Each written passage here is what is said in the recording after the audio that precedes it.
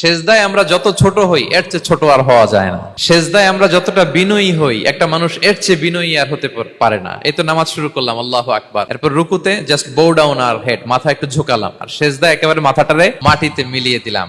তার মানে আমি চলে গেলাম আসফালে। আসফাল মানে সবচেয়ে নিচে, আর সবচেয়ে নিচে যে আমি ঘোষণা দিলাম সুবহানা রাব্বিয়াল, মানে হে রব, আপনার প্রশংসা, আপনার পবিত্রতা, আপনি আলা। আল্লাহ, আমি আর নিজেকে এর চেয়ে তুচ্ছ করতে জানি না, এর চেয়ে ছোট আর করতে পারি না। আমি আমার নিজেকে উজাড় করে দিলাম, সবচেয়ে ছোট, তুচ্ছ, নগণ্য করে আপনার সামনে উপস্থাপন করে আমি ঘোষণা দিচ্ছি সুবহানা রাব্বিয়াল আলা। পবিত্রতা সেই রবের যিনি আলা, সর্বোচ্চ। সুবহানাল্লাহ পড়ে। তাহলে সিগনিফিকেন্সটা বুঝতে পারছেন কেন বিষ্ণু ইসলাম ইসলাম এটা পড়তেন সুবহানা রাব্বিয়াল আলা? কারণ আমি থাকি সবচেয়ে আসফালে, নিচে, আর তখন আমি ঘোষণা দেই glory be to Allah the most high, the most high, the most high আলা।